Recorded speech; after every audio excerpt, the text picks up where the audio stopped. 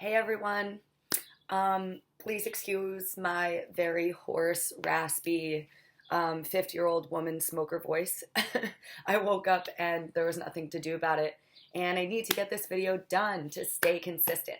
So, please bear with me. Today we are going to talk about the correct way to breathe during exercise, why it's really important, and then we're going to talk about the Volsava Maneuver, which is what people consider holding their breath during exercise.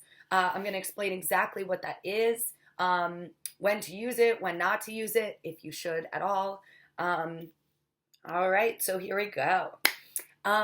So during exercise, whether it's resistance training, meaning free weights, bands, weighted machines, anything added to your body weight for extra resistance, or aerobic training, really the correct way to breathe is to exhale during the concentric phase.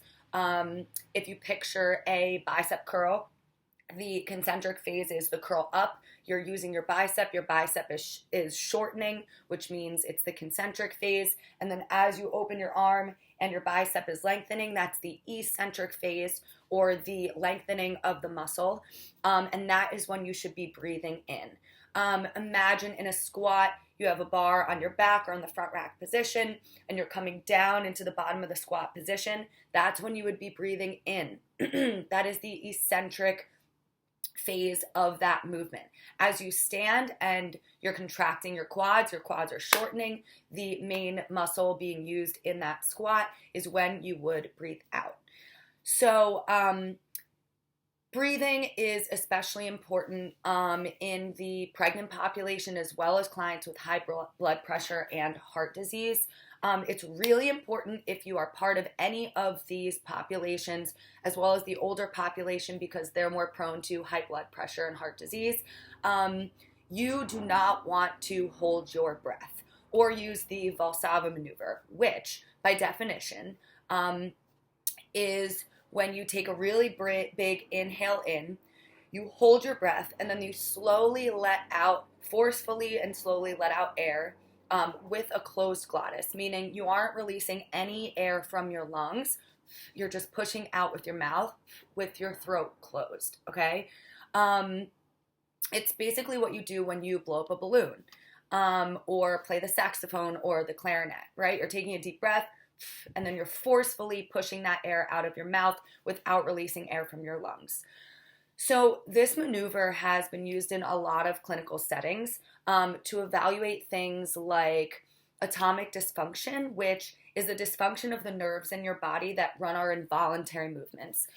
Breathing is involuntary. Your heart beating is involuntary. It's also been used in clinical settings for arrhythmias, meaning irregular heart rhythm. So if your heart is irregular beating, and it's beating too quickly, or it's beating too slow, or it has an irregular pattern of beats, that's an arrhythmia. Now, this kind of, the Volsava Maneuver, this shows how powerful this maneuver can be. So, holding your breath in all populations, even healthy people, can cause major spikes in blood pressure.